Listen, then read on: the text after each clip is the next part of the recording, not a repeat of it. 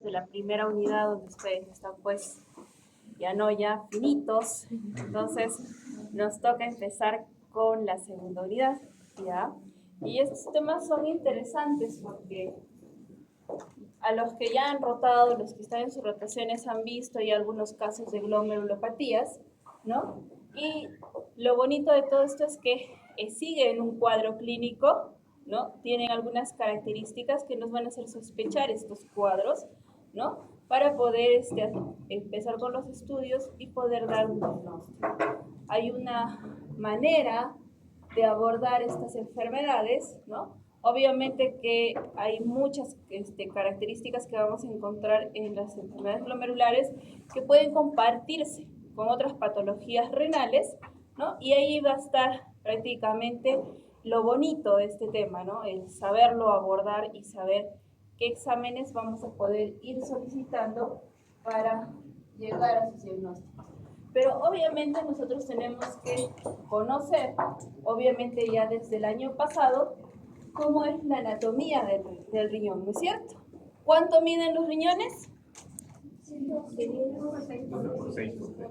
12 por 6 por 3, ¿cierto? Más o menos es una nemotela. ¿Y de qué están constituidos los riñones? ¿Qué es la nefrona? Es la unidad funcional del riñón, ¿no? ¿Y en qué consiste? En túbulos renales, ¿no es cierto?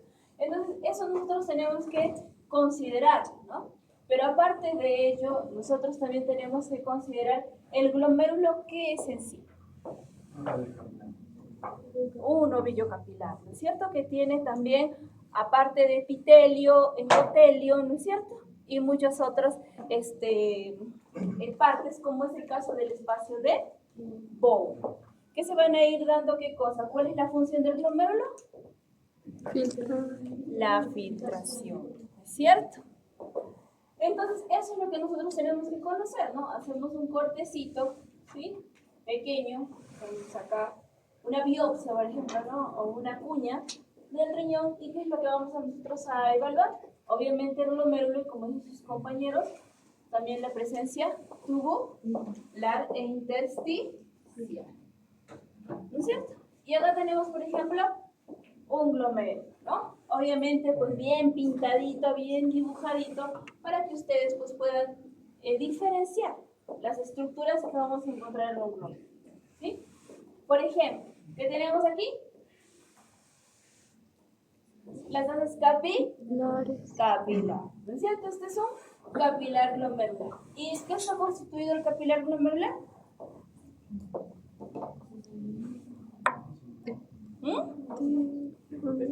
Endotelio, ¿qué más?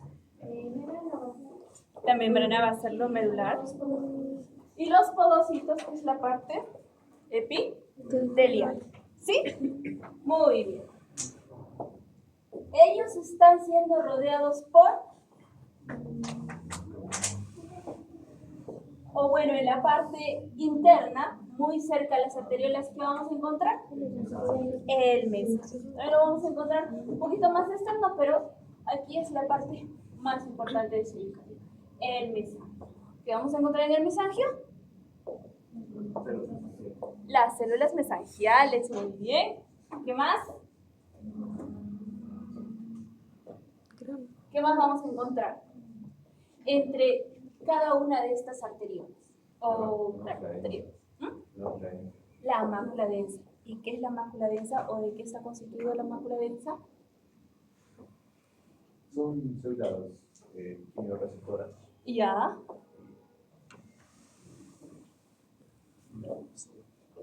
¿Cuáles? Epiteliales también.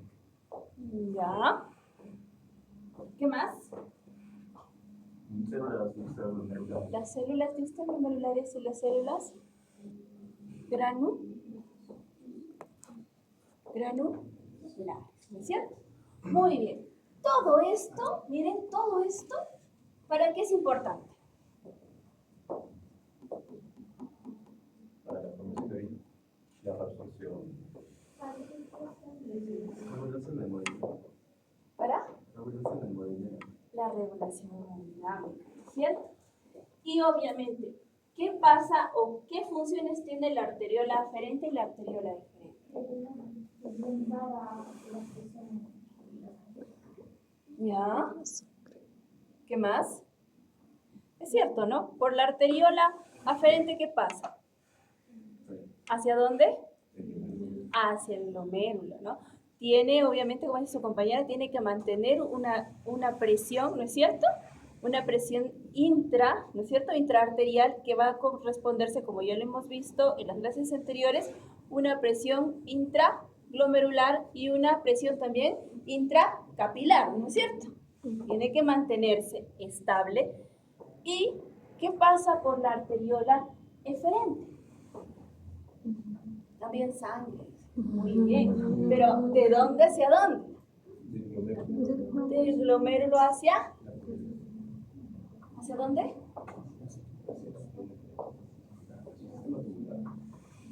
Hacia los vasos rectos. Hacia los vasos rectos. ¿Ok? Entonces, la sangre, como ustedes lo están mencionando, va a entrar hacia el glomérulo por el arteriola aferente. ¿Y hacia dónde se va a dirigir? Hacia los capilares glomerulares, ¿no es cierto? Y es ahí donde se va a dar lo que ustedes están diciendo, ¿no? Por todo este endotelio y epitelio que presentan estos vasos capilares, lo que es la filtración ¿hacia dónde? Hacia el espacio de Bowman. Y acá hay una barrera, ¿no es cierto? Y esa barrera que tiene que atravesar, ¿qué cosa? ¿Qué es lo que tiene que pasar de esta barrera? Hacia acá. Solamente agua y electrolitos, ¿no es cierto? ¿Pasan glóbulos rojos? ¿Pasan proteínas? ¿Pasan lípidos? No. Si ocurre eso, entonces estamos ante una alteración de la barrera, ¿no es cierto? Puede ser a nivel de membrana basal glomerular, a nivel de pedicelos o a nivel de endotelios, ¿no es cierto? Muy bien. ¿Se entiende o no se entiende hasta el momento? Quiero tratar de explicarles con esta imagen para que ustedes puedan entender lo que vamos a hablar más adelante. ¿Ya? Y esto es más o menos lo mismo. Es un cortecito, ¿sí? Un poco transversal, el glomérulo un poquito distinto al que hemos visto anteriormente. Y aquí vemos lo mismo, pero en otro corte. ¿Sí? ¿Qué son las glomerulopatías?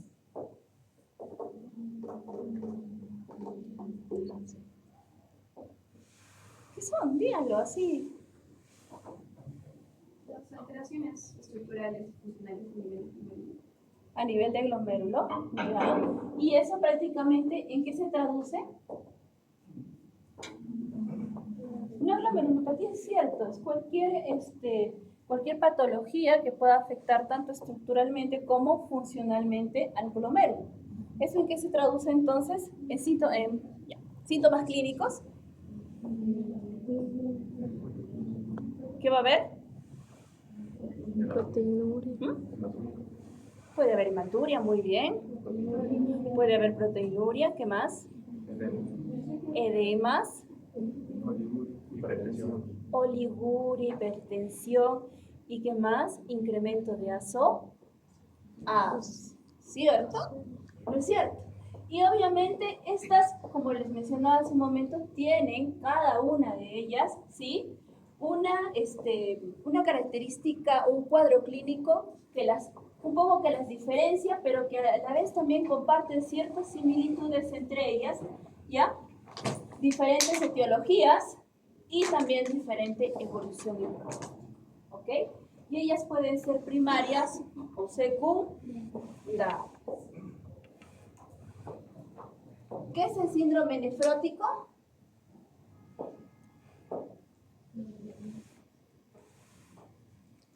¿Qué es el síndrome nefrótico?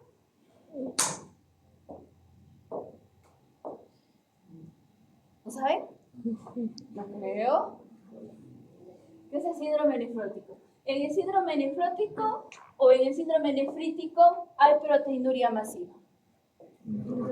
En el nefrótico. Entonces, ¿cuánto es la proteinuria del síndrome nefrótico? Más de 3.5. Más de 3.5 gramos en 24 horas. ¿En el síndrome nefrítico va a haber proteinuria? Sí puede haber proteinuria, pero no debería ser en rango nefrótico. Muy bien. Y otra característica, aparte de la proteinuria, importante en el síndrome nefrótico es el edema. ¿Sí? El edema es bastante grande en el síndrome nefrótico y está asociado, si hay edema y hay proteinuria masiva, hipoalbuminemia. ¿Qué más puede haber? Hiperlipidemia o dislipidemia, lipiduria e hipercoagulabilidad. ¿Por qué?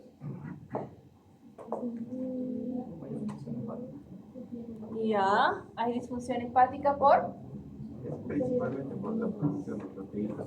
Cuando hay una disminución por lo que es la proteinuria, el hígado trabaja produciendo proteínas. Pero aparte de eso, al trabajar con lo que es las proteínas, también trabaja con lo que debería ser la elevación de los ácidos grasos. No necesariamente triglicéridos, sino el LDL, el triglicéridos. Muy bien. Lo que su compañero nos está queriendo explicar es que como hay proteinuria masiva, ¿sí? Proteinuria masiva, entonces, ¿qué pasa con las proteínas a nivel sérico? Si hemos dicho que hay hipoalbuminemia, reducen las proteínas séricas. Al haber baja de proteínas, dice el hígado trata de compensar y va a comenzar a producir, ¿ya?, diferentes tipos de proteínas, ¿no es cierto?, que son función del hígado. Lipoproteínas, ¿no es cierto? Y también proteínas ¿de qué? De la cascada de coagulación. Entonces, ¿qué va a haber? Si incrementamos, por ejemplo, las lipoproteínas, como dice el compañero, ácidos grasos a nivel de LDL, ¿qué va a generar? Hiperlipidemia, ¿no es cierto? Y si hay alteración o incremento de proteínas de la coagulación, ¿qué va a pasar? Hipercoagulabilidad. Muy bien. Entonces, en los pacientes con síndrome nefrótico, gracias a lo que está diciendo su compañero, ¿cómo te llamas? Junior. Junior. Como está diciendo Junior, ¿qué haríamos para una medida terapéutica para un paciente con síndrome nefrótico? Con lo que estamos escuchando. ¿Qué le daríamos?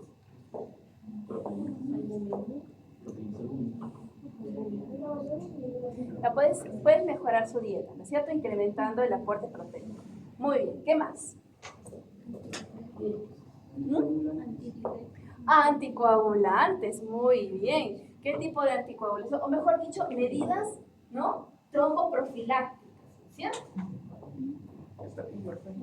Puede estar muy bien, estatinas, porque si hemos dicho que hay dislipidemia, ¿qué nos va a ayudar? Obviamente, las estatinas, muy bien. Y adicionalmente podemos utilizar, como dice William, medidas de, ¿no es cierto?, ¿de qué? Tromboprofilaxis, ¿no? ¿Puede anticoagular? Si en caso severo se puede anticoagular. ¿Qué anticoagulantes utilizaríamos? Podemos utilizar warfarina en algunos casos, ¿no? ¿Qué más? Enoxaparina, va a depender del grado del paciente. Y si ese paciente no le podemos dar warfarina, no le podemos utilizar la enoxaparina o una heparina, ¿qué vamos a utilizar? Aspirina, muy bien. ¿Sí? Y si es síndrome nefrítico, muy bien. A la cabeza está la hematuria. Por tanto, pueden haber cilindros hemáticos. Muy bien. Proteinuria leve, hemos dicho. ¿Puede haber edema? Sí, puede haber edema. Y aquí también otro rasgo importante es la hipertensión. ¿Cierto? Y adicionalmente, incremento de la creatinina y oliguria. ¿Sí? ¿Cómo definimos la oliguria?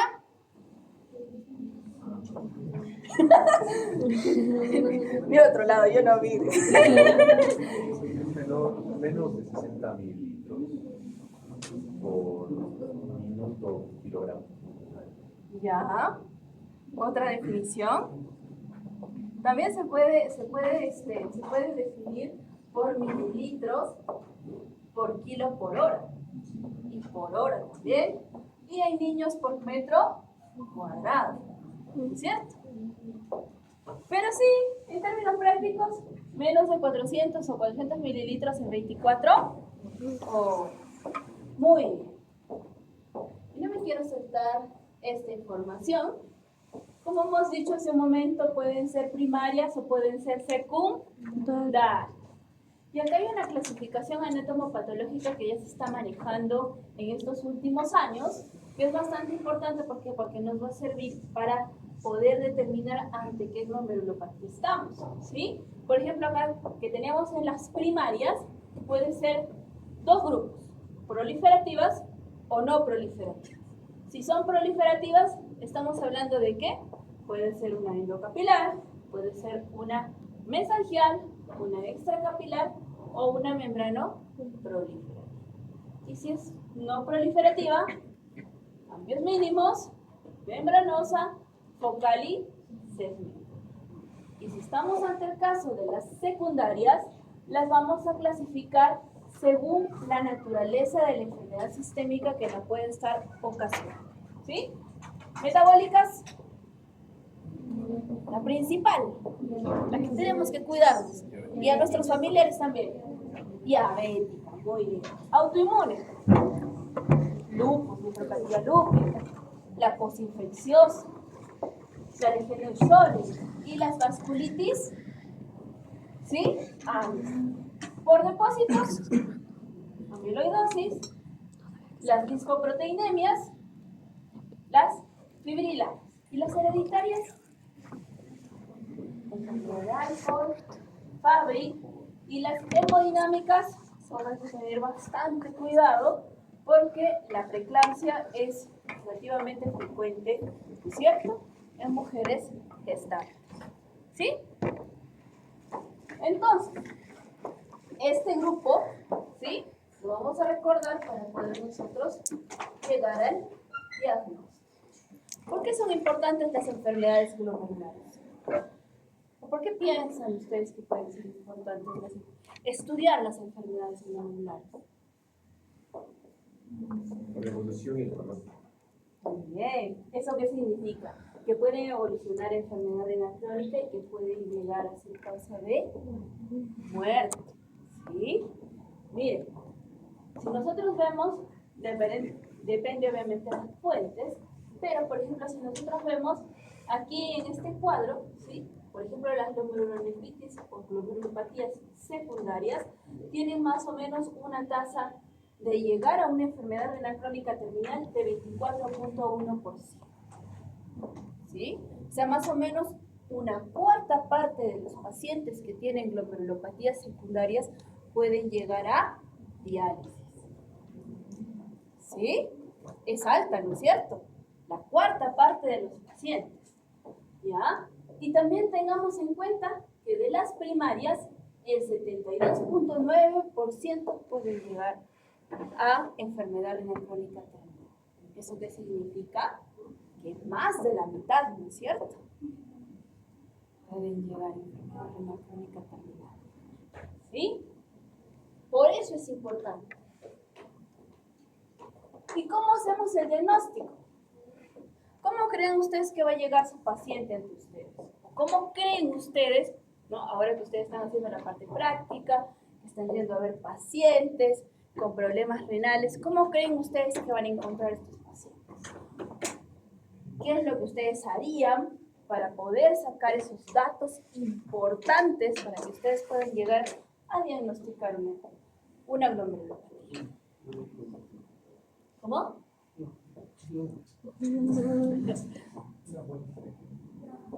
Claro, obviamente, ¿no? Voy a hacer una buena anamnesis, dice su compañero, ¿no? Voy a hacer una buena historia clínica. No por la nota. Obviamente quiero aprender. ¿No es cierto? Entonces, dice, viene ante ustedes el paciente y le dice, doctor, yo no sé qué hago acá. ¿Cómo están mis riñones? ¿Mis riñones están bien? Entonces ustedes van a empezar a preguntar, ¿no? ¿Por qué motivo lo están trayendo? ¿Por qué motivo ingresó usted a la emergencia, ¿no es cierto? O al consultorio. ¿Por qué motivo lo refieren con el nefrólogo? ¿Qué antecedentes familiares o personales o patológicos tiene su paciente, ¿cierto? Por ejemplo, ¿qué antecedentes familiares. Diabetes. Son familiares, ¿no? Padres Hiper. con diabetes, muy bien, hipertensos, ¿qué más? O alguna enfermedad inmunológica, lupus, vasculitis, ¿no es cierto? ¿Qué más? Ya, sus antecedentes personales, ella dice la edad gestacional con la que nació, ¿cierto? Si tuvo bajo peso al nacer, puede ser. ¿Qué más?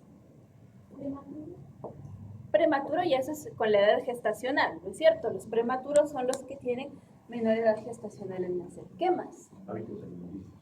Muy bien, también pueden ser los hábitos alimenticios. Tal vez es un paciente obeso, ¿no es cierto? O es un paciente con sobrepeso, no es lo mismo. ¿Qué más? Fármacos. Muy bien, ¿qué medicamentos está utilizando este señor? Tal vez tiene una enfermedad crónica con la que está medicándose de manera crónica y nos está evaluando si estos medicamentos son nefrotóxicos. ¿Qué más? ¿Qué más evaluarían en sus pacientes? Alguna infección, muy bien, hay un antecedente de alguna infección respiratoria, cutánea, ¿no es cierto? ¿Qué más? VIH, claro, dentro de las infecciones, ¿qué más? Muy bien, si es mujer en edad fértil, se está gestando, ¿no? ¿Qué enfermedades pensarían ahí? ¿Quiénes activan con el embarazo? Lupus activa con la gestación, muy bien, ¿no? ¿Qué más? Ahí hemos visto una vasculitis también, ¿no? Que se ha activado con gestación. No sé quién está, ¿no es cierto? Muy bien. ¿Qué más? ¿Qué más pensarían o qué más le preguntarían? Cirugías. ¿Ya? ¿Qué tipo de cirugías? Llámese todo. O si tiene una poliquistosis. Pero para glomerulonefritis o glomerulopatías, eso sería para problemas de enfermedad renal crónica, ¿no es cierto? ¿Ya? ¿Qué más? Yecas, ¿alguien dijo por ahí? Muy bien, ¿qué más? ¿Qué más buscaría? Uso de nefrotóxicos. Hay mucho, ¿no es cierto? Que vamos a tener que indagar en nuestros pacientes. Tal vez tienen una enfermedad congénita, ¿no es cierto? Antecedentes laborales. Antecedentes laborales. Ya, por si acaso se esté exponiendo a alguna sustancia, ¿no es cierto? Muy bien. ¿Y qué más harían ustedes? ¿Hacen una evaluación física a su paciente? ¿Qué van a buscar? Edema, ¿no es cierto? ¿Cómo está el líquido extracelular? ¿Qué más? ¿Le toman? La presión arterial, frecuencia cardíaca. ¿Qué más? ¿Qué más van a buscar? Al examen físico. ¿Perdón? Sí, pero ¿De qué? Peloteo renal. Incrementado. Inmensamente incrementado. Una diabética. Bueno. ¿Qué más? ¿Qué más buscaríamos? Muy bien, buscarían enfermedades inmunológicas, petequias, ya puede ser. ¿Qué más? Ya, si está congestionada. Si piensan en el lupus, ¿qué buscarían? Eritema más. Eritema malar, ¿cierto? ¿Qué más? Artralgias. Sudado faríngeo. Ya, en casos de Faringoamigdalitis estreptocócica. estreptocócica. Ya, todavía no haya pasado el cuadro. Muy bien, ¿qué más? ¿Qué más? Si es un paciente, por ejemplo, alguien dijo por ahí VIH, ¿no? ¿Cómo creen que verían a su paciente? ¿Caquético, tal vez? ¿Qué más verían?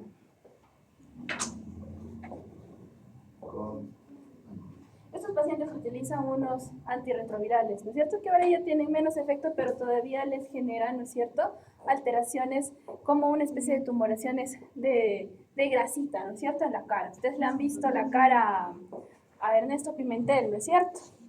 Eso no es normal, esa como relleno que tiene en la carita, ¿no es cierto? Entonces, eso también nos indica a la facies de nuestro paciente, ¿sí? ¿Qué más buscarían? Entonces, ya ustedes han visto muchas cosas de sus pacientes, ¿no?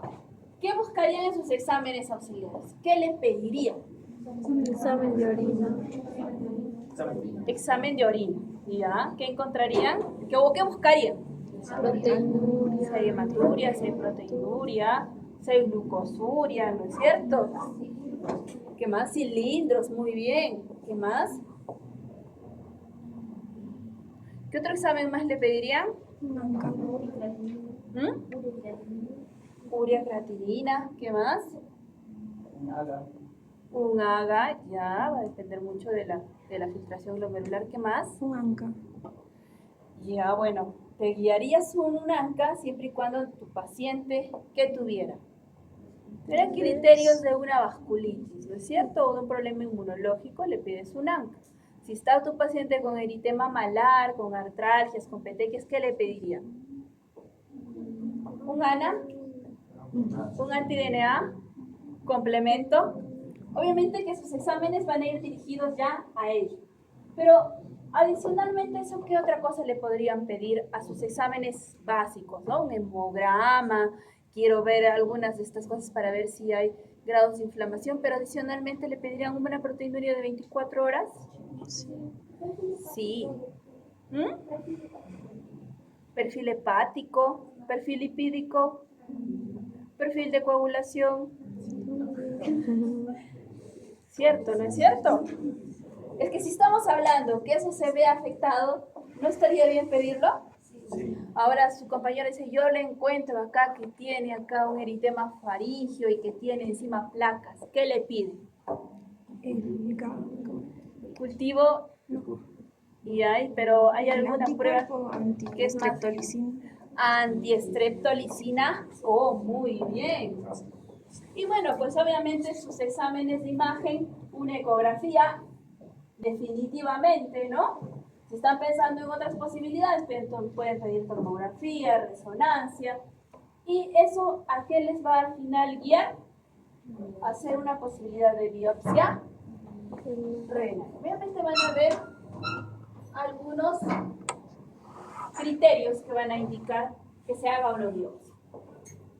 El diagnóstico. Tenemos un paciente con una alteración de la función renal, que está tal vez oligúrico, ¿no es cierto?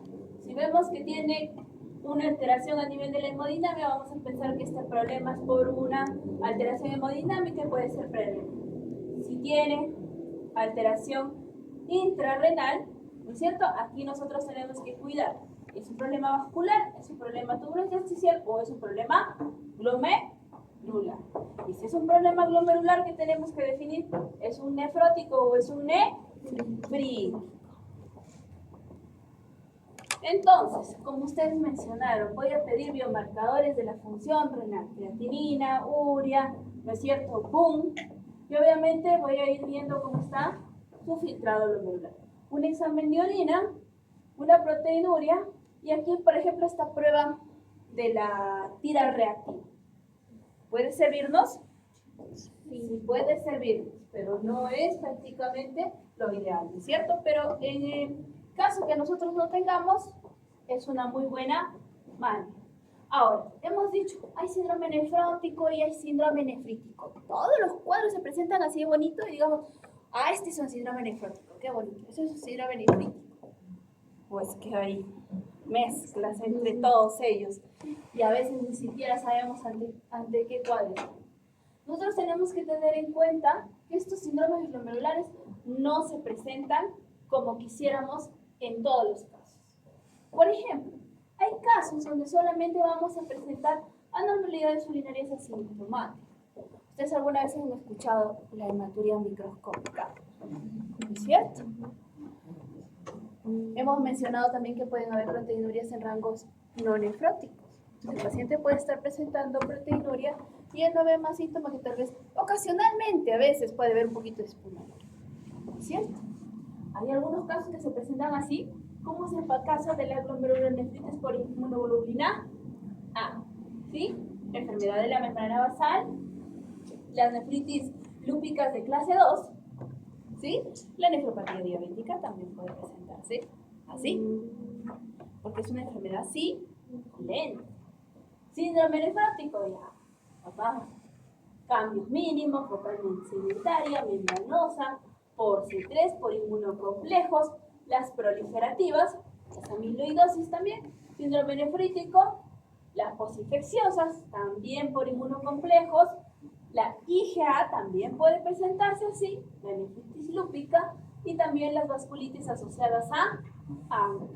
La insuficiencia renal rápidamente progresiva también puede presentarse de 3 maneras, tipo 1, tipo 2, tipo 3, nefritis lúpica, IgA, y también las enfermedades renales crónicas que pueden estar asociadas a todas ellas. Y hay superposiciones. ¿Qué significa? Que puede haber una membranosa con una rápidamente progresiva, una focal segmentaria, ¿sí? Con una membranosa, etc. ¿Sí? Puede darse de diferentes maneras. ¿Qué son las anormalidades urinarias entonces asintomáticas? Puede haber hematuria, proteinuria, son de origen glomerular, pero no necesariamente nos va a dar un cuadro clínico florido. ¿Sí? Entonces, característicamente resulta un hallazgo de laboratorio, ya que son proteinurias de bajo rango o son microhematurias sin expresión clínica. Y hay que tener en cuenta que casi todas las enfermedades glomerulares pueden empezar así. ¿Sí? ¿Cómo evaluamos la hematuria? ¿Podemos encontrar hematías en la sangre? Sí, pero ¿en qué rango más o menos? 2 a 3. 1 a 3 glóbulos rojos, ¿no es cierto? Por campo. Máximo 3 por campo, ¿cierto? Muy bien. Entonces, ¿podemos encontrar? Sí, porque obviamente hemos dicho que la sangre pasa al glomérulo, pero ¿qué es lo que tiene que ocurrir? Que definitivamente cuando se da el proceso de la filtración, casi todo tiene que retornar. ¿Sí? Y solamente una pequeña cantidad de 1 a 3 glomérulos por campo pueden, ¿no?, encontrarse en la prueba de la tira reactiva. ¿Sí? Entonces, si hay un caso donde incrementa esta cantidad, ¿sí? ¿Qué significa? Que obviamente estamos ante un caso de microhematuria, ¿sí? Entonces, si ustedes ven un paciente que en su examen de orina dice hematías 6 por campo, ¿ustedes van a decir es normal? No. Aquí hay hematuria, van a tener que decir ustedes. Una hematuria microscópica, una hematuria pues muy pequeñita, pero obviamente que pues tiene que haber una causa. ¿Qué es lo que ustedes van a tratar de investigar? Antecedentes familiares, ¿sí? Para ver si tal vez estamos ante el caso de una enfermedad de membrana basal o incluso una IgA. Si hay macrohematuria recurrente, ya pues obviamente, definitivamente ustedes están teniendo que estudiar e investigar una enfermedad glomerular. Y hay que también tener en cuenta, ¿sí?, que no solamente es con decir hay hematuria y ya decimos hay problema glomerular, que tenemos que buscar que en esos hematíes o en esa hematuria para que nosotros digamos que esa hematuria es de causa glomerular. Cilindros hemáticos.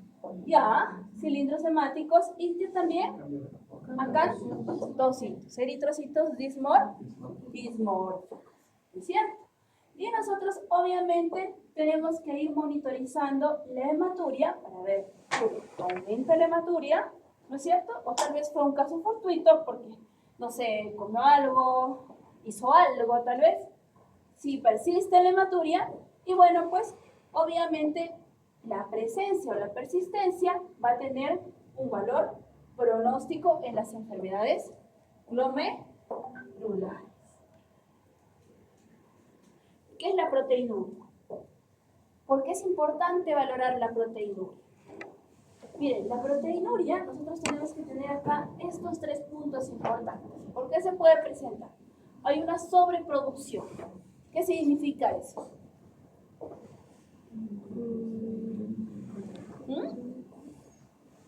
¿Qué significa una sobreproducción de proteínas?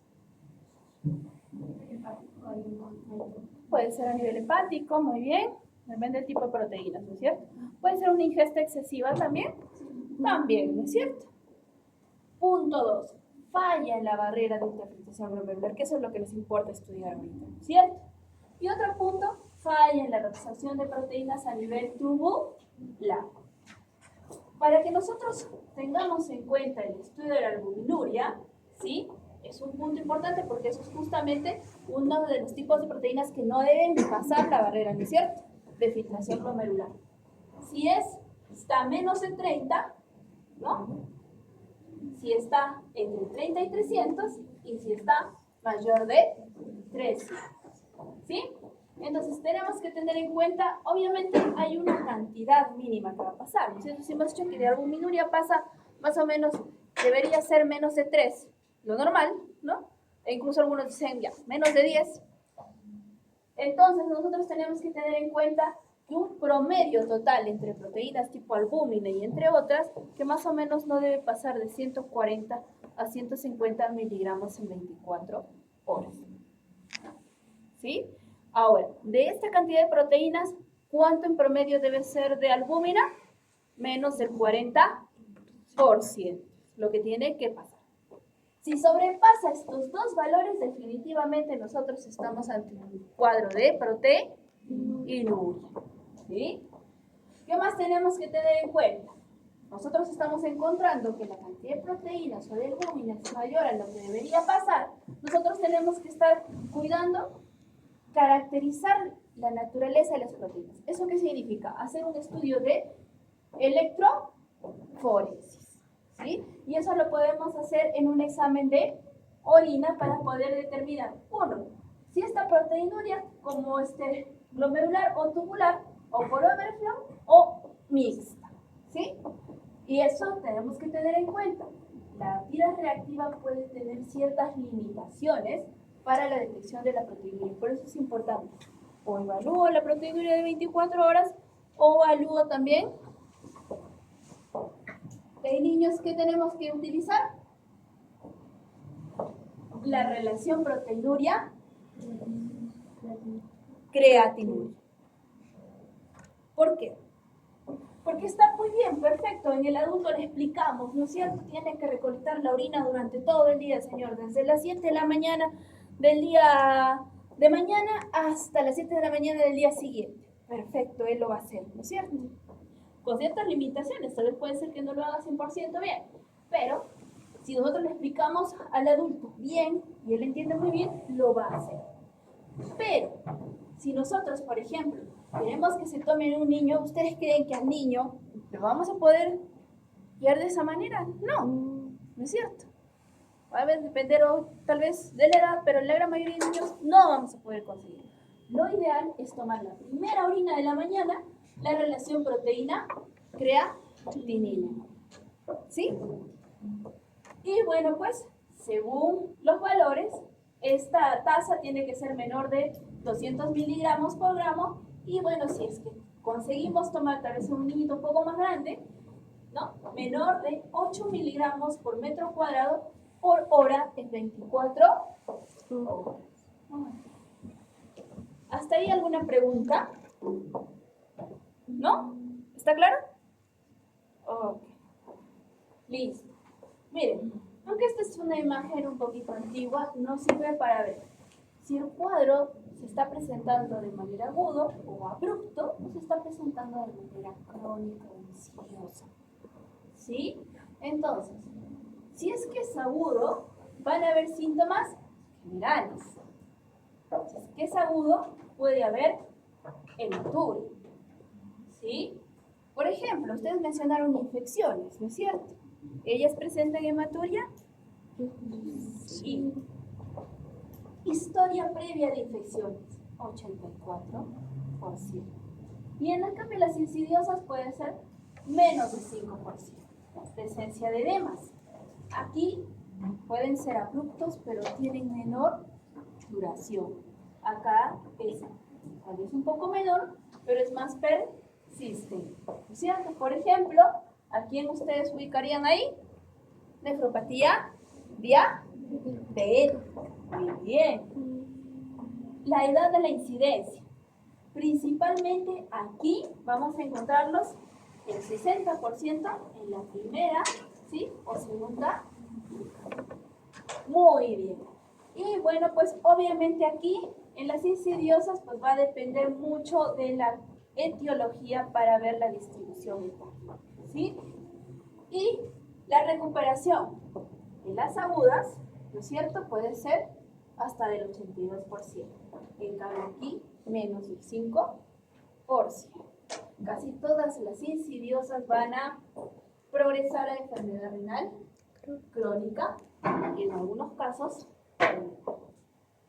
Entonces, en todos los pacientes que me van a presentar proteinuria o hematuria, ¿les voy a hacer biopsia?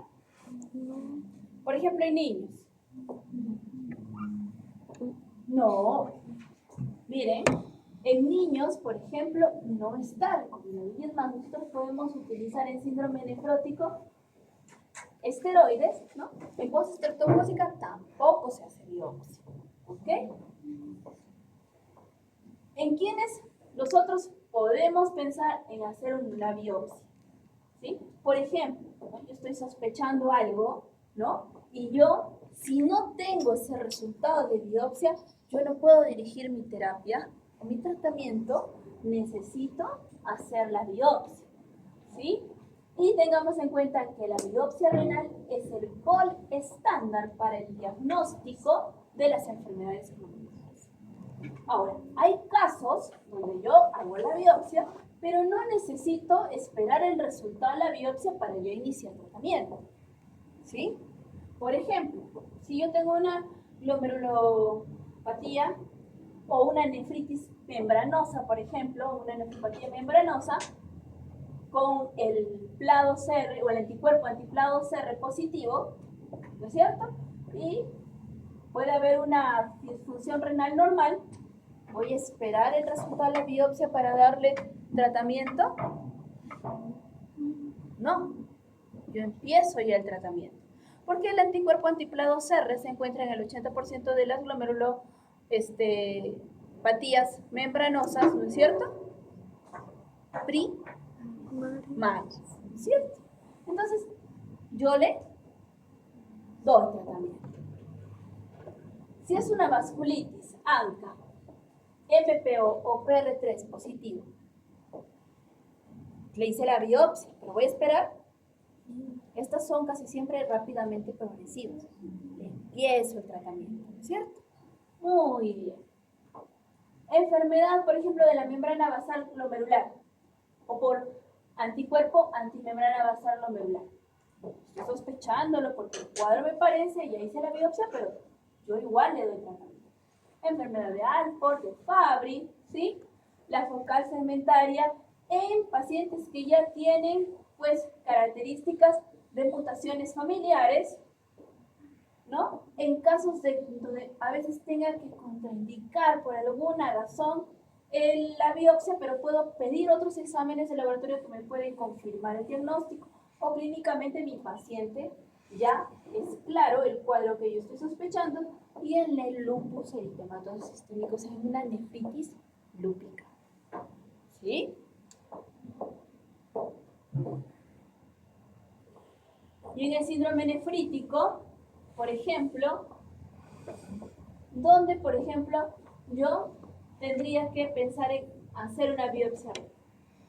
Formas persistentes, atípicas o recurrentes, donde, por ejemplo, su compañera decía, yo estoy sospechando en un problema de una glomerulonefritis postestreptocócica y le hace el anticuerpo antiestreptolicina O y le sale negativo. Está pensando en otra posibilidad, ¿no? Tiene complemento normal. Hay ausencia de un periodo de latencia de una enfermedad previa, hay anuria prolongada, hay hipertensión arterial persistente y se está agregando ahí un síndrome nefrótico. ¿Sí? Y miren, tal vez alguna vez ustedes han visto o van a ver este tipo de fotografías, ¿ya? Que son resultados de biopsia, ¿no? Por ejemplo, esta, ¿cómo se llama esta tinción?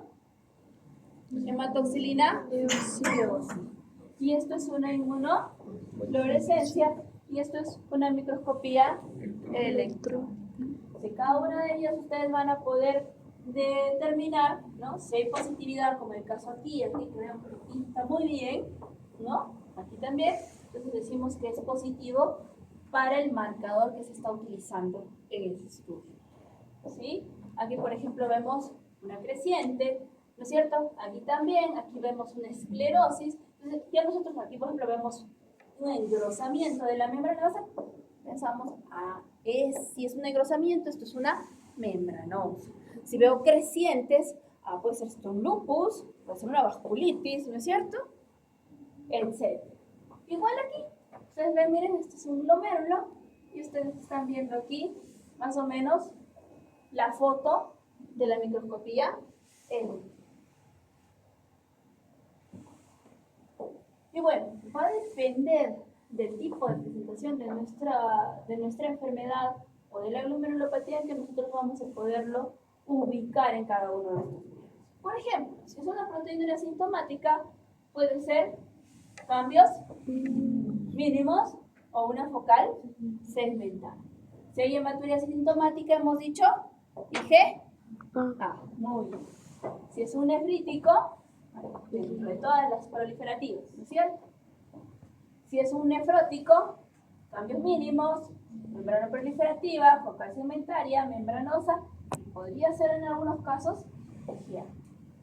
Si es rápidamente progresiva, membrana basal, pausinmune. ¿A qué se refiere con las pausinmune?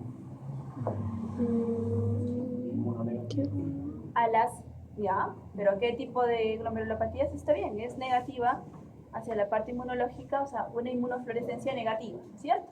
¿Eso qué significa entonces? Que estamos ante un cuadro de una vasculitis asociada a muy bien. Y mediada por inmunocomplejos. Y bueno, según cada uno de sus grupos, entonces vamos a ver cómo va a ser el cuadro clínico. Si es una proteinuria o una hematuria asintomática, ¿no es cierto?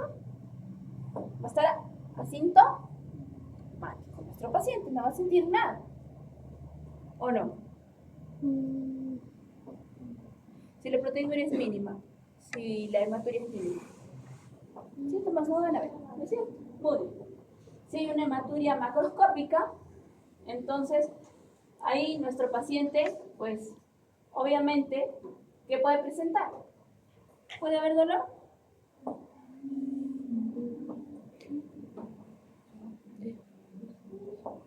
Puede ser.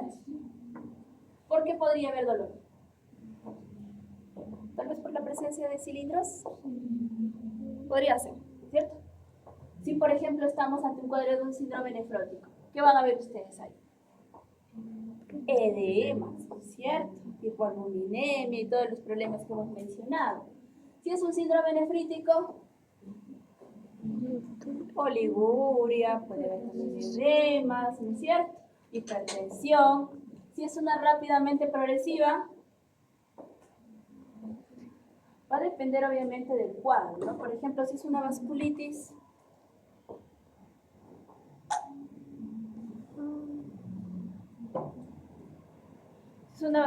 bueno, puede haber también, puede haber oliguria, ¿no es cierto? Pueden haber edemas, ¿sí? Tal vez como va a haber reducción de la filtración glomerular, aparte de la oliguria pueden haber síntomas, ¿no es cierto?, de una injuria renal, ¿sí? Muy bien. Y bueno, también pueden haber glomerulonefritis crónicas, ¿no es cierto? Ahí va a persistir la hipertensión, va a persistir la proteinuria, ¿no es cierto? Mayores síntomas renales.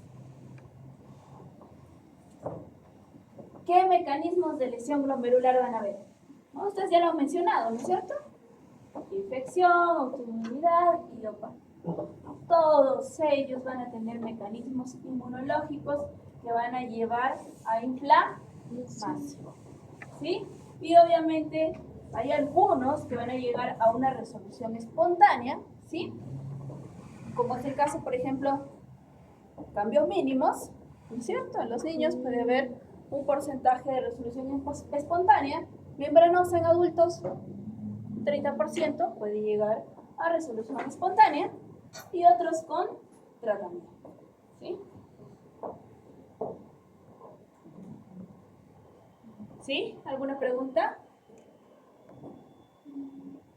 ¿Se está entendiendo? Sí.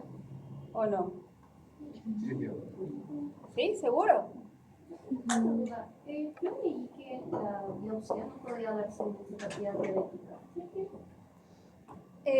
No es que no se podría dar, sino que si ya tienes el antecedente de la enfermedad, ¿no es cierto?, sistémica, y ya se estás presentando pues los síntomas clásicos, que es la microalbuminuria, por ejemplo, ¿sí?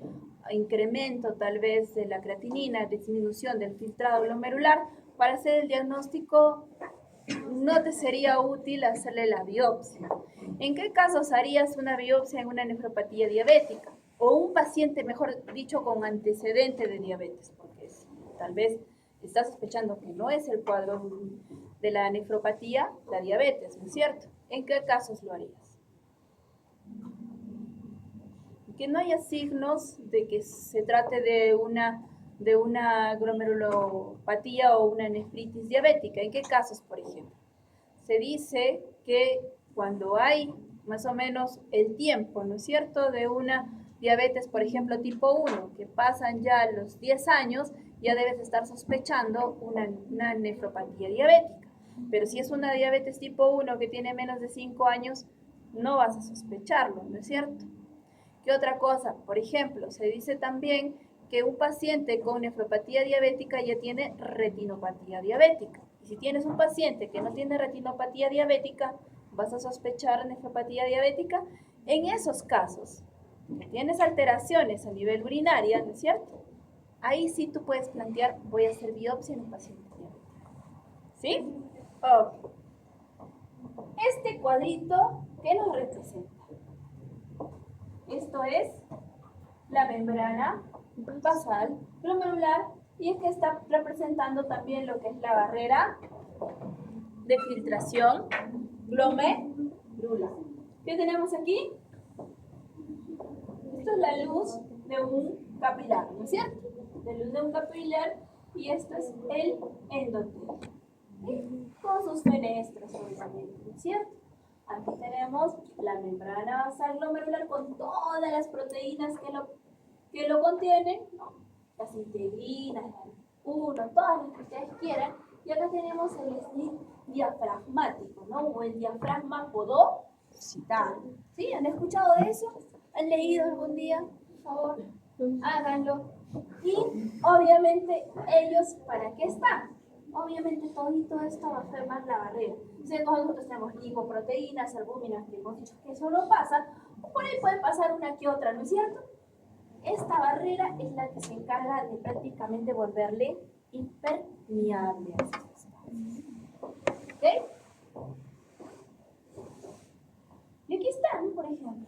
Entonces tenemos aquí todas estas laminas, tenemos colágeno tipo 4, toditas ellas que forman parte de esta membrana basal glomerular van a tratar de impedir que, obviamente, estas proteínas atraviesen y lleguen hacia el capilar, hacia el que diré, hacia la luz tubular, ¿sí? Muy bien. ¿Cómo es que se va a dar este problema a nivel glomerular? ¿Sí? Nosotros tenemos, por ejemplo, aquí un tejido renal, ¿sí? Y este tejido renal, pues, en un estado normal, pues no va a tener ningún problema.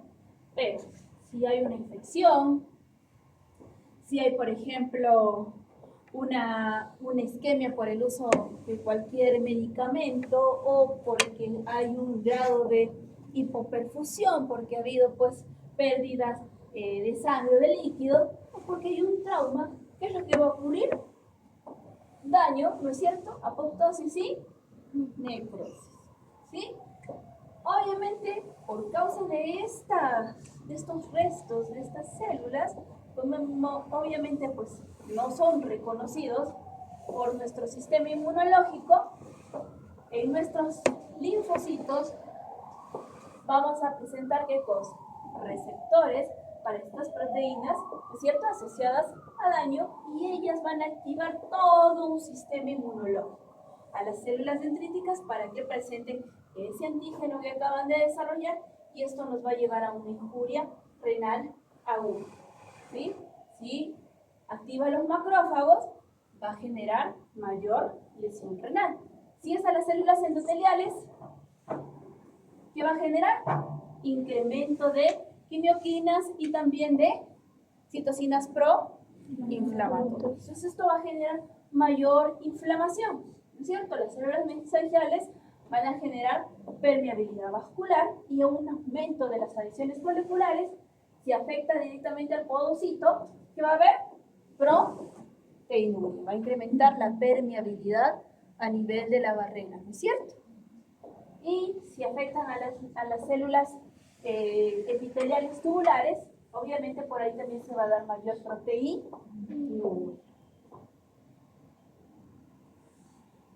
Y esta es una foto de la albúmina. ¿Qué les parece? ¿Es grande, pequeña, mediana, regular? Grande, ¿no es cierto? No debería pasar. Para que se den cuenta qué tan debe ser el problema para que pueda pasar. ¿Y aquí qué tenemos?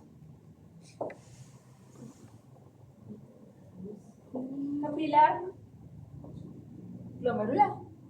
¿Sí? Acá tenemos la barrera y acá tenemos, pues obviamente, los piecitos de los podocitos. Ahí hay un podocito, aquí están las células mesangiales. Entonces, miren, ¿qué pasa, por ejemplo, cuando hay una enfermedad pauciinmune, como hemos dicho, la vasculitis? ¿A quiénes vamos a encontrar dentro del cuerpo? Ya, vamos a encontrar anticuerpos ANCA, ¿no es cierto? ¿Pero qué vamos a encontrar ahí? Al neutrófilo. Porque ¿qué son los ANCA? Anticuerpos neutrófilo. De neutrófilo, muy bien. ¿Sí? Y ahí hay diferentes, miren, puede ser el PR3 o el MPO. Muy bien. Ahora, si nosotros estamos sospechando en un problema por depósito de inmunocomplejos, ¿qué cree que es lo que nosotros vamos a tener que encontrar? Podemos encontrar depósitos de esos inmunocomplejos. Sí, entonces vamos a encontrar un poquito de engrosamiento, ¿no es cierto?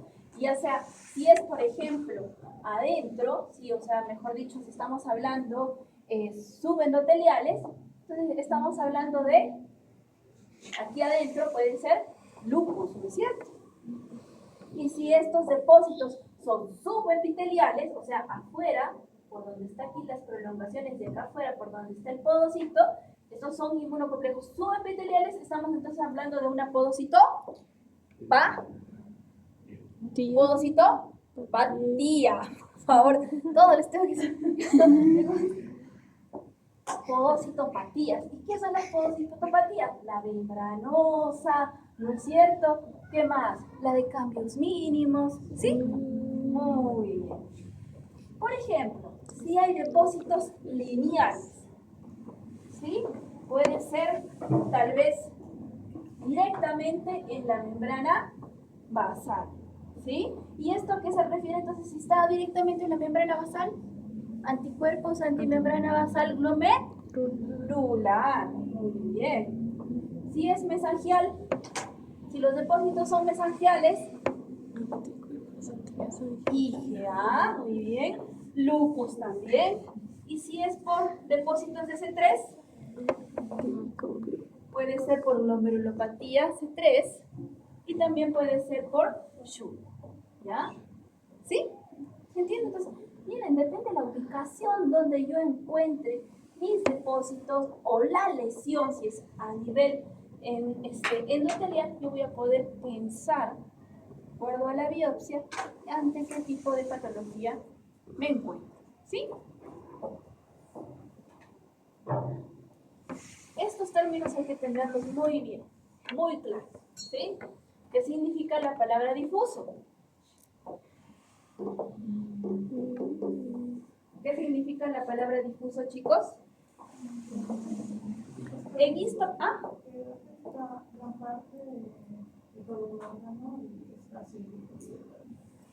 ya, en términos generales, ¿cierto? En histopatología se refiere a que puede afectar, ¿no?, a todos los glomérulos o por lo menos a más del 50% de los glomérulos. ¿Sí? Si es global, se refiere a que afecta a la totalidad de un glomérulo individual o más del 50% de ese glomérulo. ¿Sí? Si es focal, significa que solamente afecta una parte de todos los glomérulos, o sea, menos del 50% de los glomérulos. En otras palabras, difuso y focal son lo opuesto. ¿Sí? Y si es segmentario, afecta solo a una parte de cada glomérulo, menos del 50%. ¿Y qué es esclerosis? Incremento de la cantidad de material extracelular no fibrilar homogéneo. O sea, en otras palabras, cuando hablamos que este material está prácticamente rodeando todas estas células, esto es esclerosis. ¿Sí? Entonces, ¿se entiende? Esos términos son importantes. Aquí hay unas imágenes para que ustedes lo puedan ver. Este es un glomérulo normal. Este tiene una afectación global. Y este tiene una afectación segmental. ¿Sí? Ahora, con respecto a lo que es el grupo de glomérulos, estos son glomérulos normales, esto es una afectación difusa y esta es una afectación focal, menos del 50%. ¿Se entiende? Sí. Ahora sí. Muy bien. ¿Hasta ahí alguna pregunta? ¿No? ¿Todo claro? ¿A qué le llamamos glomerulopatía de cambios mínimos? ¿O enfermedad de cambios mínimos en algunas bibliografías? Su propio nombre lo dice, ¿no? Que a nivel histopatológico no vamos a encontrar cambio. Si hacemos una inmunofluorescencia, no van a encontrarse complejos, ¿no es cierto? Si hacemos una microscopía de luz, podemos encontrar unas gotas lipídicas en células tubulares. Podemos decir que los glomérulos se ven normales. Pero si hacemos una microscopía electrónica, vamos a ver fusión de los procesos epiteliales, o sea, de los procesos podocitarios. Se despierten, porque quiero ir a dormir. Y es sábado, cara. Tratamiento, ¿no? ¿Cómo hemos dicho que responden a los corticoides?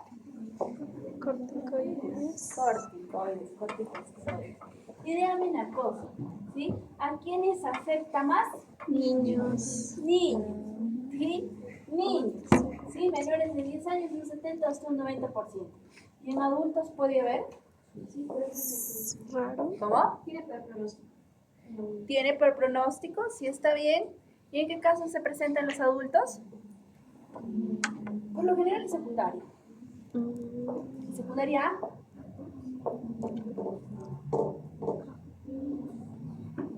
A? ¿A? Linfoma, muy bien. ¿Ya? Y vamos a encontrar cuál va a ser la fisiopatología en sí. Aumento de la permeabilidad glomerular, ¿sí? Su blanco principal es el podocito y también se le conoce como nefrosis lipoide. ¿Por qué? Por esas gotas lipídicas que se encuentran a nivel de la microscopía de luz. ¿Sí? Clínicamente es un síndrome. ¿Sí?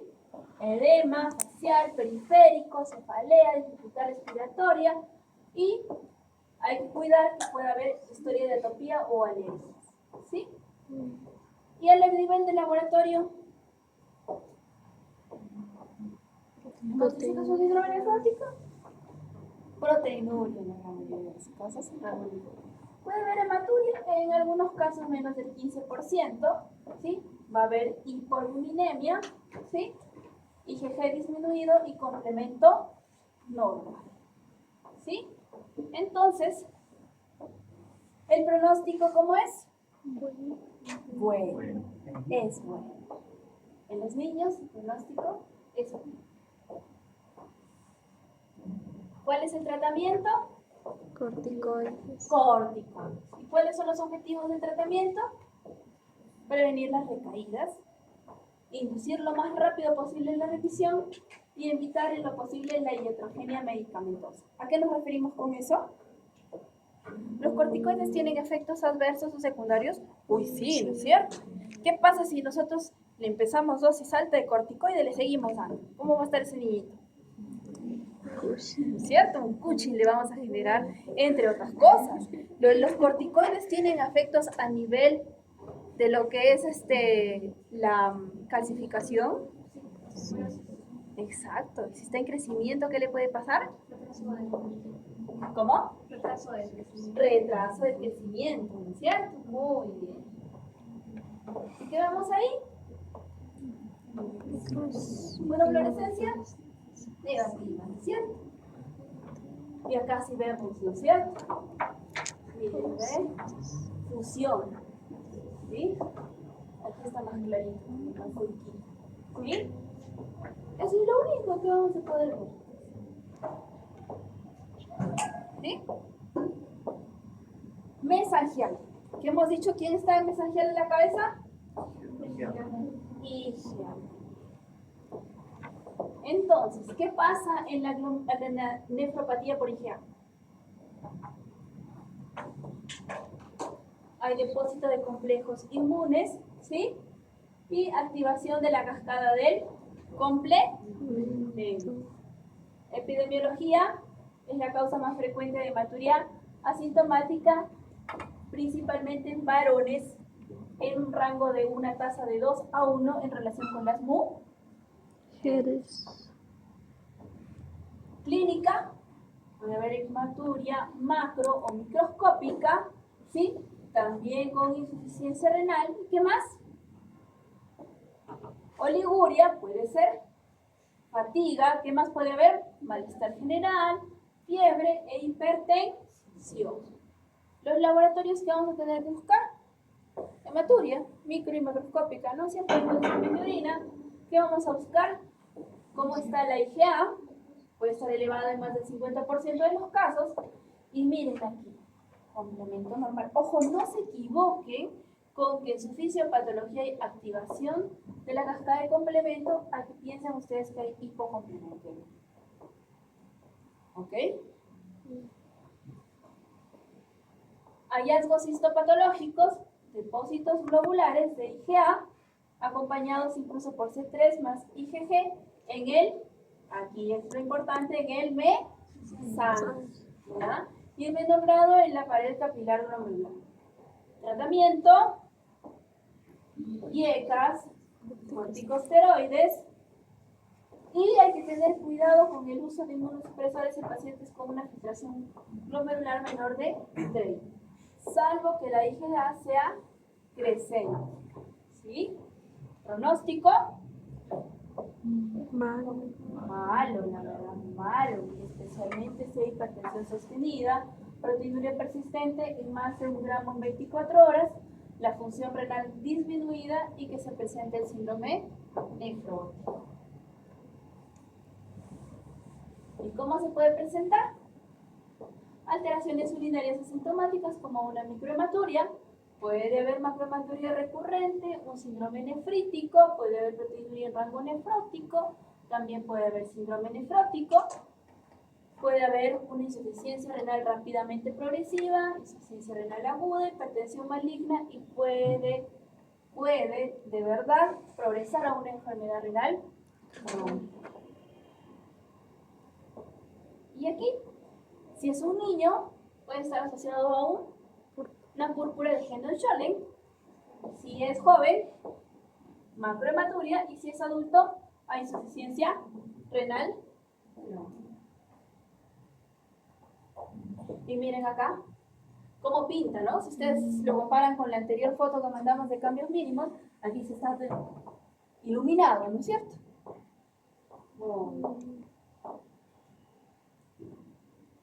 ¿Y lo que vemos? Depósitos donde mensaje. ¿Sí? Muy bien. ¿Alguna pregunta hasta el momento? ¿No? ¿Están asustaditos, creo? Sí, dicen por ahí, creo. Segmentaria. Aquí también hay una lesión directa hacia los podocitos. Es una podocitopatía también y puede presentarse de 18 a 45 años, mayormente en varones, y el 20% de las pacientes pueden presentarse con síndrome nefrótico. Representa el 10% de las biopsias renales en la evaluación de la proteinuria. Clínicamente, ¿cómo se va a presentar? Edema, proteinuria en rango nefrótico de un 60 a un 75%, hipertensión, hematuria e insuficiencia renal en una menor cantidad. Laboratorios: hipoalbuminemia, hipogammaglobulinemia, hiperlipidemia, complemento normal, y puede ser HIV positivo. ¿En qué casos? De una focal segmentaria tipo colapsante. Hallazgos histopatológicos, esclerosis segmentaria, y hay 5 variedades. Dentro de las que mencionamos, la colapsante. ¿Tratamiento? ¿Sí? Y tenemos aquí que dar, por ejemplo, a diferencia de cambios mínimos, tenemos que dar aquí dosis alta. Puede llegar hasta 1 gramo por kilo por día. Sí, dosis muy alta. ¿Sí? Máximo 80 miligramos. El 50% dice presenta respuesta a las 2 a 6 semanas. Entonces aquí viene el dilema.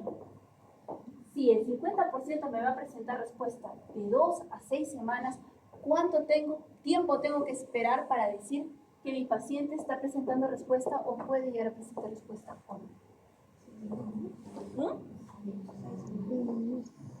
Te vas directo a 6 semanas. ¿Ah? Él dice, yo soy un poco más, veo 4, sí. Si hasta las 4 semanas no veo respuesta, yo ya voy a comenzar a pensar en que no es córtico sensible y me voy a querer rotar hacia otro inmunosupresor. Y no está mal su pensamiento, ¿ah? Porque la verdad es que si nosotros esperamos hasta las 6 semanas, por ejemplo, ¿no? Si tú tienes una proteinuria que no baja de rango nefrótico y tú ya estás y dices, no, voy a las 6 semanas. A mí la doctora me ha dicho 6 semanas y me voy a las 6 semanas. El tema es que estás teniendo bastante tiempo con esa lesión. ¿Sí? Muy bien. Y de segunda elección tenemos las ciclosporina. También podemos utilizar IECAS. ¿Sí? El pronóstico sin tratamiento, malísimo. ¿Sí? Va a llegar a enfermedad renal crónica terminal. Algunos pacientes sí pueden presentar remisión, pero es menos del 10%, incluso algunos dicen hasta menos del 5%. Pero son los que tienen función renal normal y proteinuria en rango no nefrótico. Es una lesión histológica, afecta directamente a las células epiteliales viscerales. ¿Quiénes son ellos? Podocitos. Y definido por presencia de esclerosis en partes, que eso significa segmentaria, ¿sí? O algunos glomérulos, y eso significa que es focal. Muy bien. Variantes patológicas, tenemos la colapsante, que es el peor pronóstico y que va a llevar a enfermedad renal crónica terminal. También en el extremo glomerular, ciliar, periliar y no específica. El que es de extremo glomerular, ¿cómo también la podemos llamar? De punta. Y acá miren, Un glomérulo normal, ¿no es cierto? Lindo, bonito, ¿no es cierto? Tiene su formita bonita, tiene aquí todo su ovillo vascular. Y miren, todo lo que se está dando aquí, todo está pasando hacia la parte tubular. Pero miren aquí, ¿qué ha pasado con esta parte del glomérulo? Se esclerosado. Prácticamente aquí ya no se da ningún cambio, o si se da tal vez es muy mínimo, y solamente está funcionando esta parte del glomérulo. Muy bien. Esto es algo importante. En inmunofluorescencia, la focal sedimentaria va a ser positiva ¿a qué? A IgM.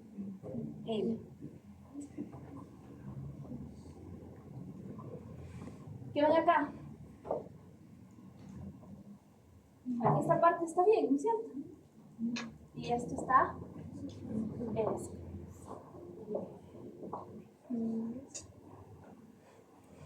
muy bien. ¿Hasta ahí alguna pregunta? Mira que las 3 glomerulopatías que han revisado hasta ahorita, o los tipos de glomerulopatías son distintas, ¿no es cierto? Son distintas en el grupo etario, son distintas en las características histopatológicas, son distintas en el tratamiento, ¿no es cierto? Y también en el pronóstico, ¿sí? Muy bien. ¿Y la membranosa? ¿Cómo es la membranosa? ¿Qué va a haber aquí? Hay depósitos de inmunocomplejos, ¿pero dónde? En el espacio subepitelial, ¿sí? ¿Eso qué significa? Si es subepitelial, lo hemos visto en una imagen que yo les mostré. Debajo del epitelio basal. Por debajo de los pedicelios. Muy bien, porque ¿quién es el epitelio? El porocito, muy bien. Y miren, ahora hay algunos marcadores, ¿sí? Desde el año 2002 se han descubierto algunas proteínas que están asociadas y que provocan la formación de estos anticuerpos inmunocomplejos que se depositan en ese espacio subepitelial. Primero en estudiarse la endopeptidasa neutra, ¿sí? Que se encontró en algunos recién nacidos que estaban presentando este problema. Y posteriormente, ya en el 2009, se ha encontrado a la fosfolipasa A2, ¿sí? Y obviamente este receptor de fosfolipasa A2 se encuentra en un 80% de las nefropatías membranosas primarias. ¿Ya? Que dicen que ya no debemos utilizar, que es un término obsoleto hablar de nefropatía membranosa primaria o idiopática, y que deberíamos decir mejor nefropatía membranosa asociada al clado CERRE o asociada a otro marcador, ¿sí?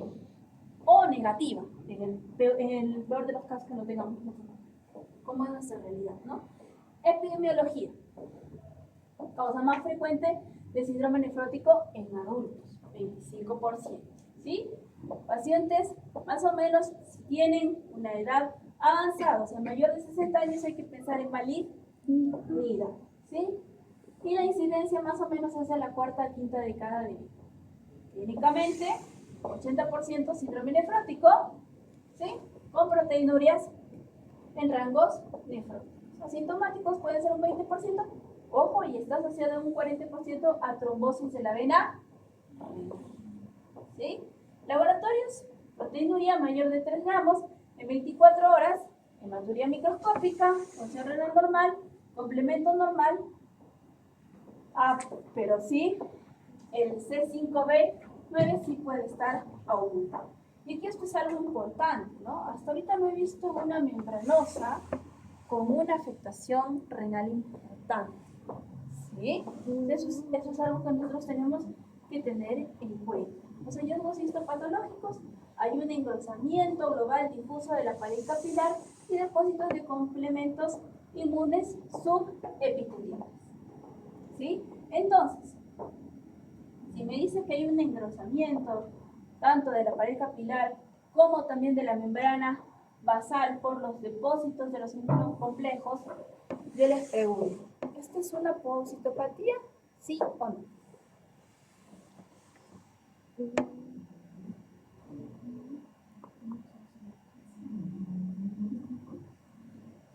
Despierten.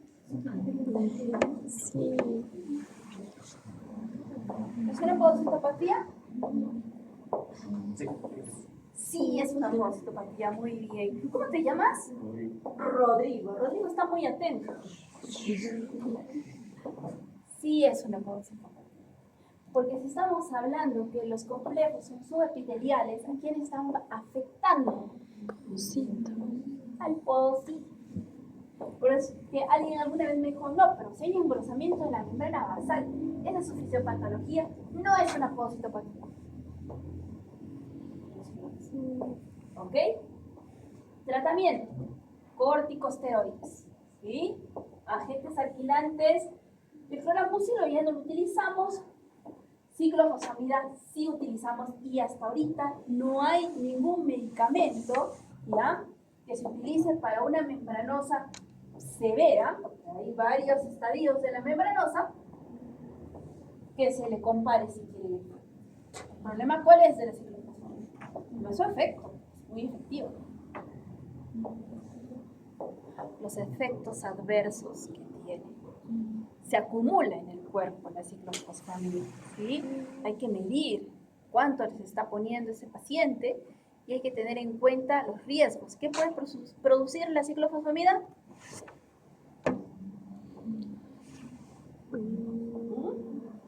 No sé, dice, no. Cáncer.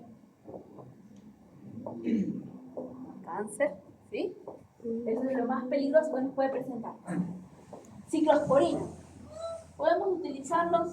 Sí.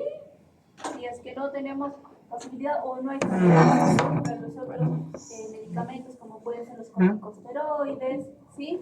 También podemos utilizar el tacrolimus, va a depender mucho de la función renal, IECAS, terapias, ¿no?, para la hiperlipidemia y, bueno, anticoagulación profiláctica, ¿cierto?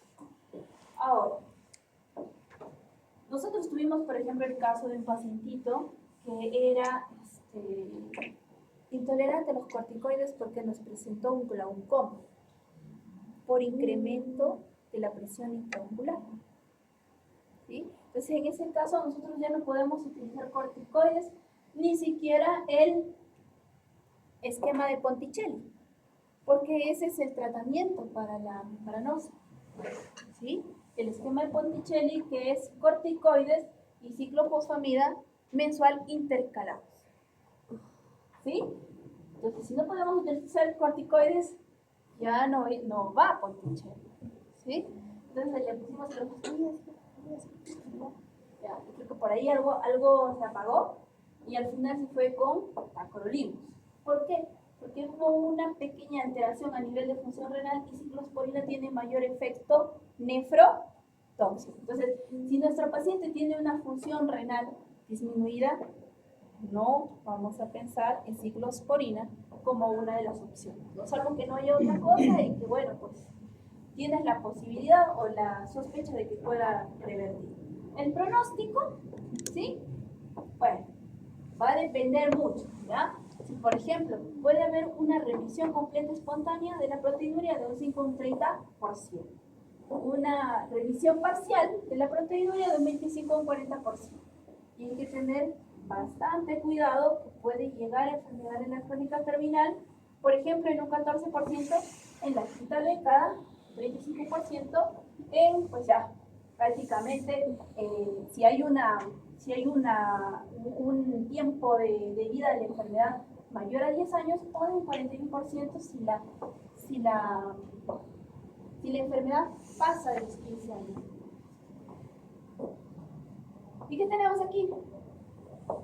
Hay 3 vías como nosotros podemos llegar a desarrollar esta enfermedad. ¿Sí? ¿Cuáles son esas vías? Que nuestro cuerpo, ¿sí?, que nuestro cuerpo forme los propios antígenos. ¿Sí? Como por ejemplo, con respecto si hablamos del Plato CR. ¿El Plato CR lo tenemos en nuestro cuerpo? Sí, y está en nuestros ovocitos. ¿Sí? La megalina, la endopeptidasa neutra, ¿sí?, la trombospondina 1, ¿no? Tenemos esas posibilidades. Pero también podría ser que estos complejos inmunológicos, ¿no? Que estén circulando en nuestro cuerpo, pues, por cualquier otra posibilidad, ¿sí? No necesariamente que hayan ingresado de manera exógena ni que los hayamos producido nosotros. No están circulando por cualquier otra razón y de repente vienen y se depositan. Y la otra puede ser por producción exógena, ¿sí? Por ejemplo, una infección por hepatitis, ¿sí? Por alguna otra alteración, por alguna otra enfermedad, y nos va a producir que por causa de esta infección se produzcan estos anticuerpos, y estos anticuerpos o estos complejos inmunes se van a depositar en el epitelio, en la membrana basal, ¿sí? Y aquí tenemos, ¿qué cosa? La vía del complemento. Muy bien. ¿Y cuántas vías de complemento hay?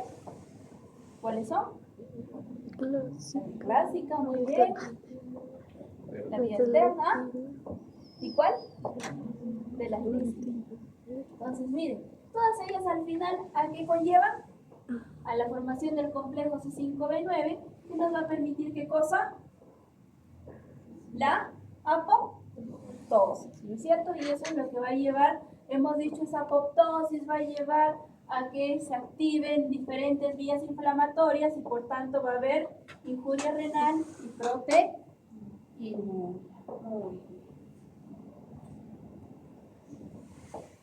Entonces, ¿cómo nosotros tenemos que hacer el diagnóstico de esta enfermedad? Medimos el anticuerpo anti-PLA2 2R. Si está ausente, biopsia. Si está presente, si hay función renal, no requiere terapia inmunosupresora, no es necesario empezar en biopsia. Si requiere terapia inmunosupresora, sí, ¿cierto?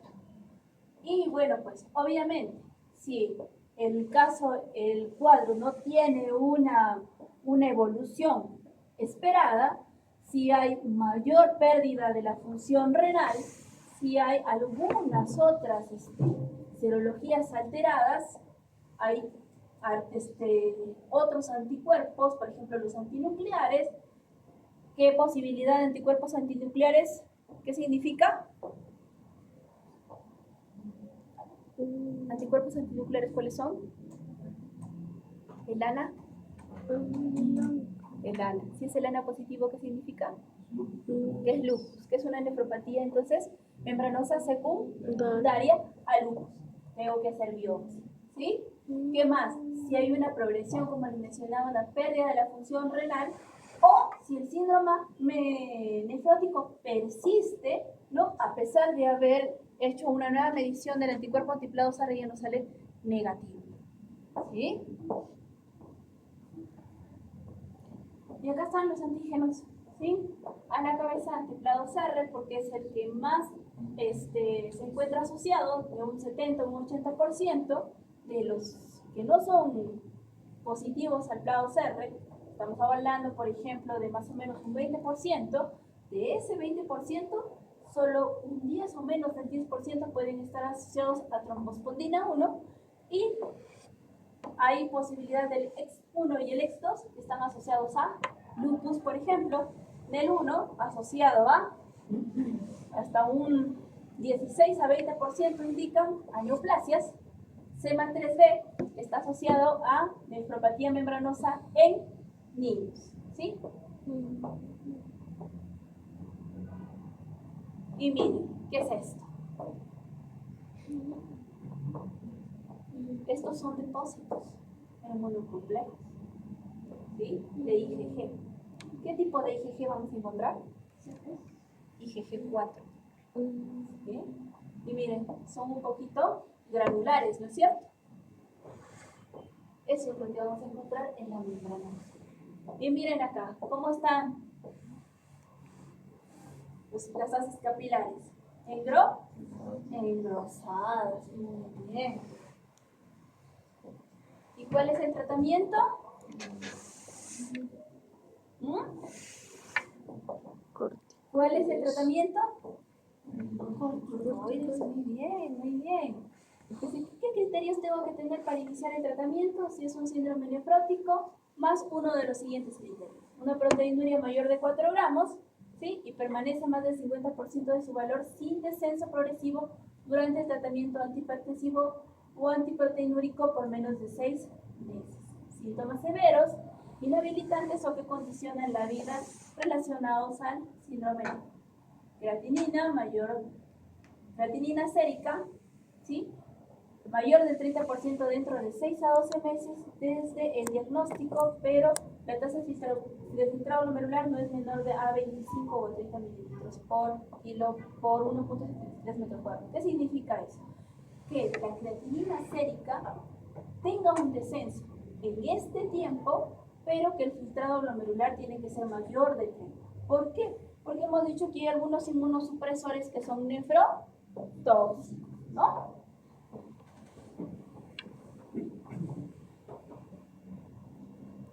¿Y qué es la membrana proliferativa? En la membrana proliferativa vamos a tener 3 tipos.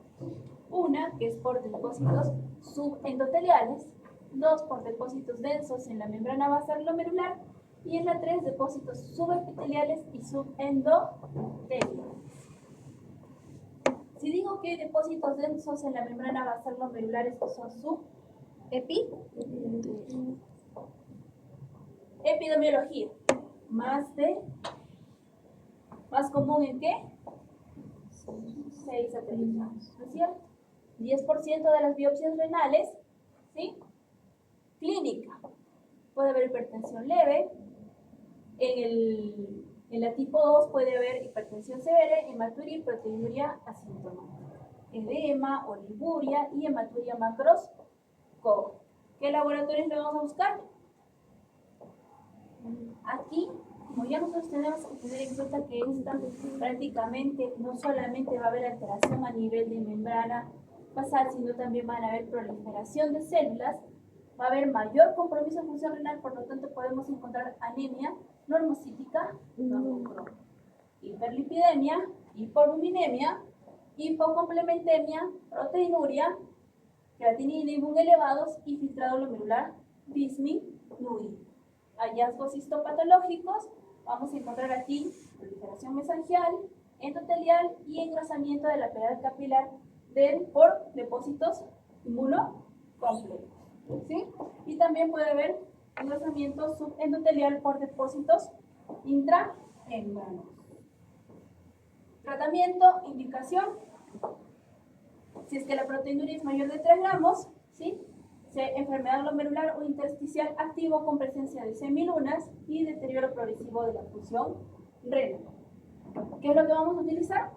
IECAS, ARA2, tiacidas y corticoides. Su pronóstico no es bueno. Como estábamos mencionando, si hay afectación de la función renal, porque va a haber proliferación y también por los depósitos, afectación a nivel del podocito y de la barrera, entonces ¿eso qué va a pasar? Mayor progresión a enfermedad renal crónica. Y acá tenemos la clasificación, ¿sí? Por ejemplo, si nosotros hacemos la microscopía de luz, ¿sí? ¿Qué vamos a tener? En la tipo 1, proliferación mesangial, y va a haber un engrosamiento o una replicación de la membrana basal glomerular, ¿sí? Si hacemos una microscopía electrónica, ¿qué vamos a encontrar? Depósitos mesangiales y subendoteliales. Y si hacemos la inmunofluorescencia, ¿qué vamos a encontrar? C3 o IgG o IgM y C1 o sí. Si nosotros tenemos, por ejemplo, en la microscopía de luz, vamos a encontrar diversidad a nivel de la histología glomerular. ¿Qué significa? Que vamos a encontrar diferentes tipos de lesiones, o sea, ninguna en particular, ¿sí? Ninguna que nos indique qué tipo de lesión se trata. Van a ver ahí una mezcla de todas las lesiones.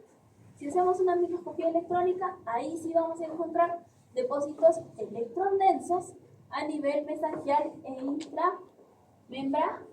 nos.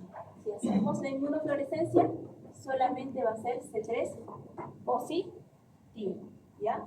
Y esto de acá está asociado a una glomerulopatía de C3. Si nosotros hacemos la microscopía de luz, ¿qué vamos a encontrar? Patrón de la membrana proliferativa y usualmente con características a nivel de membranosa. Si hacemos una microscopía electrónica, vamos a encontrar depósitos intramembranosos y también subepiteliales y subendoteliales. Y obviamente, si nosotros hacemos la inmunofluorescencia, si solo hay C3, puede tratarse de una glomerulopatía C3. Y si C3, G y GM, C1, es una tipo. ¿Sí se entiende? Es como que prácticamente todas ellas pueden darnos C3, pero si no comparten, entonces solamente nos quedamos en que puede ser tipo 1 o tipo 2. En la tipo 1 solamente vamos a encontrar depósitos subendoteliales y mesangiales y aquí, aparte de ellos, subepiteliales. ¿Sí? ¿Hasta ahí alguna pregunta? Y la rápidamente progresiva, miren, a esta hay que tenerle bastante miedo, porque esta es la que progresa más rápido. Las otras, si bien es cierto, tienen algunas mal pronóstico, pero todavía si es que nos da tiempo para que nosotros podamos instituir un tratamiento. Entonces, si nosotros damos el tratamiento, hay posibilidad de que mejore. Pero en esta, si nosotros no tomamos a tiempo, se mejora. ¿Ok? Entonces nosotros tenemos que sospechar, ¿ya? ¿En qué casos? Por ejemplo, enfermedad de antimembrana basal no nodular, en las autoinmunes, pausinmunes, que diré como es el caso de las vasculitis asociadas a ANCA, ¿sí? En las por inmunocomplejos, que puede ser la C3 que hemos mencionado, también puede ser antimembrana basal, glomerular negativo con ANCA negativo, y cuando hay C3 normal, que puede ser una granular, ¿sí? Por IgG y C3, y el otro es algunos que tienen algunas otras cosas, ¿no? Puede ser C3 normal, con antimembrana basal negativo, con ANCA negativo, pero que si nosotros hacemos el estudio podemos encontrar cualquiera de estas enfermedades como secundaria. Entonces nosotros tenemos que dar tratamiento a ello para que esto pueda revertir, ¿sí? ¿Y para qué nos sirve todo lo que estamos diciendo? Miren, hay casos, y eso es justamente lo que me llamaba la atención el día de hoy, donde, por ejemplo, no son tan claros, ¿sí? Hay casos, por ejemplo, de membranosa, por ejemplo, ¿sí? Donde aparentemente no salen positivos a la inmunofluorescencia. Hemos dicho que es positivo a qué cosa? IgG, ¿no es cierto? C3, ¿no es cierto? Y si no salen positivos ahí, se hacen otro tipo de exámenes para que recién nosotros podamos determinar, ¿sí? Y si nosotros no llegamos a ese diagnóstico y no damos el tratamiento oportuno, este paciente va a perder la función renal, ¿sí?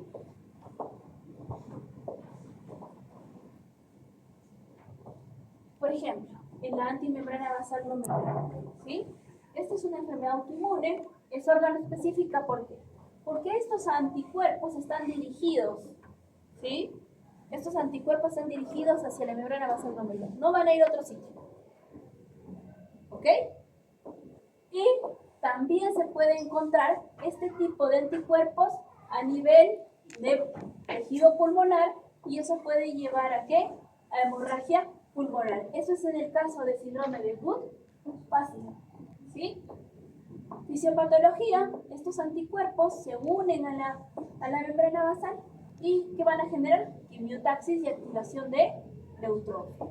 Van a generar mayor daño endotelial y por tanto inflamación. Se da más o menos de 0.5 a 1 por millón por año, por millón de habitantes. ¿Qué significa? Que la tasa es muy baja. 1 o 0.5 por millón de habitantes, ¿qué significa? Muy baja la tasa, ¿cierto? De incidencias. Distribución bimodal, hay un primer pico de los 20 a 30 años y es más frecuente en varones, como por ejemplo el síndrome de Bus-Pastel, y el segundo pico de 60 a 70 años, que es más predominante en mujeres, ¿ya? Y ahí hay más frecuencia de lesión renal, ¿sí? Clínica, ¿sí? Renal, disuria, hematuria, edema distal, uremia, hipertensión pulmonar, y eso puede también presentar hemoptisis, tos seca, disnea, dolor torácico y crepitación. Miren, nosotros a veces hemos tenido temas de que hemos recibido un paciente, por ejemplo, o principalmente los que vienen de lejos, porque ellos no tienen esa costumbre de hacerse una evaluación a tiempo y llegan con falla renal terminal, por ejemplo. Entonces se les empieza la diálisis y al poco tiempo de empezar la diálisis continúan con la sintomatología pulmonar, ¿verdad? Los laboratorios, serología positiva a antimembrana basal glomerular, por ELISA o también por Western blot. Creatinina normal en más del 36% de los casos, ¿sí? ANCAS positivos en un 32%, hallazgos histopatológicos, un patrón lineal por depósitos de IgG en la membrana basal glomerular más la glomerulonefritis creciente. Ojo, miren, hace ratito yo les mostraba una foto de la inmunofluorescencia de la glomerulonefritis membranosa, donde habían depósitos de IgG en la membrana basal, pero no eran lineales. ¿Se acuerdan? ¿Cómo les dije que eran? Granulares, ojo, no se van a equivocar. Y tratamiento, ¿sí? El protocolo de Hermestein con corticoides más ciclofosfamida más plasma. Su pronóstico, generalmente fulminante y rápidamente progresivo. Y bueno, la clasificación en relación a la inmunofluorescencia, tipo 1, enfermedad por anticuerpos antimembrana basal glomerular, ¿sí? Acá vamos a tener anticuerpos lineales, ¿sí? Y en la tipo 2, enfermedad por inmunocomplejos, en lupus, en SHU, en crioglobulinemia, en la posinfecciosa también, y aquí tenemos anticuerpos granulares en los capilares. Y el tipo 3, vasculitis de pequeños vasos, ¿ya? Esta es la pauci-inmune. ¿Qué están asociadas a? Muy bien. ¿Hasta ahí alguna pregunta? Tratamiento con esteroides, ¿sí? Corticoides de 0.5 a 1 gramo por día endovenoso por 3 días, más o menos como una especie de pulsitos, y descontinuar después de los 6 meses. Ciclofosfamida por 3 meses, vía oral 2 miligramos por kilo por día y plasmaféresis, ¿sí? Y bueno, pues ahí nos vamos a quedar. ¿Hasta ahí alguna pregunta? ¿Ninguna? ¿No se entendió nada? El C3, cuando está disminuida, es el peor pronóstico. ¿De qué? De la C3, cuando está disminuida, tienes que empezar y es lo que es el peor pronóstico. ¿Por qué? ¿Por qué? Porque ¿eso qué significaría que haya hipocomplementaria? Porque el hecho de que C3 esté disminuido es hipocomplementaria, ¿no es cierto? ¿Qué significaría? Hemos mencionado hace ratito la cascada de, ¿no es cierto? Del complemento.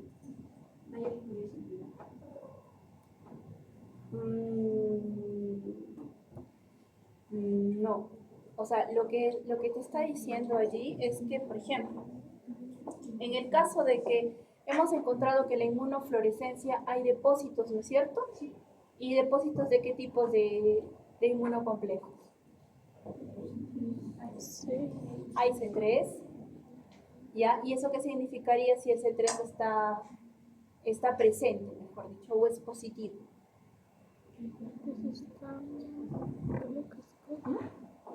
¿El complemento? No, o sea, te estoy hablando, si es que, por ejemplo, en tu imagen, si en tu inmunofluorescencia, ¿sí? Tuvieras, por ejemplo, así, presente, ¿no es cierto? ¿Qué pensarías?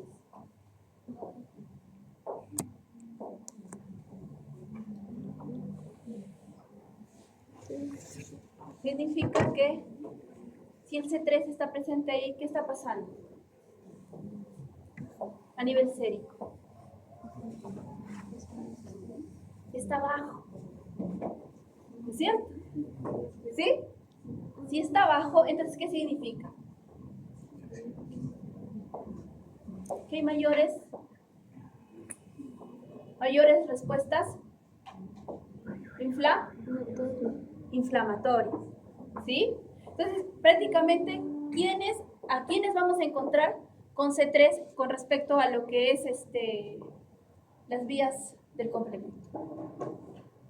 ¿En todas es activación de C3? No. ¿En cuáles está?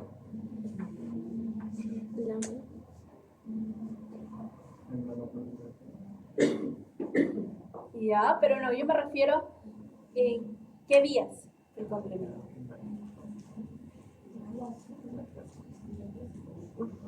Ya, en la clásica y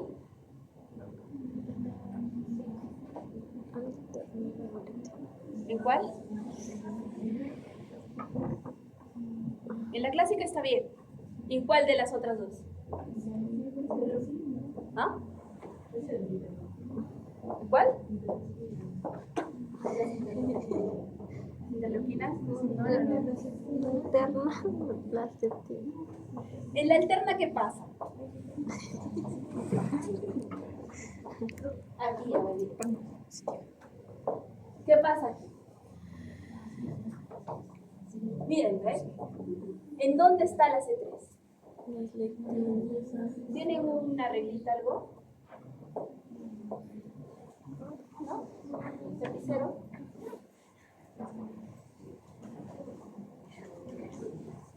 Miren, las tres vías son distintas, ¿no es cierto? Ahora, ¿qué pasa? Miren. La vía clásica, ¿cómo se activa?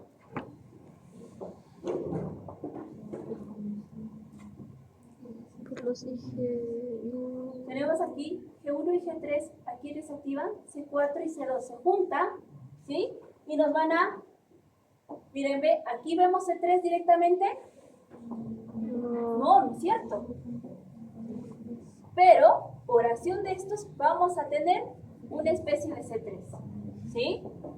Y esta es prácticamente esta y la lecitina las que llevan directamente esta vía. ¿Sí? ¿Sí? Entonces ahora me van a decir cuáles son.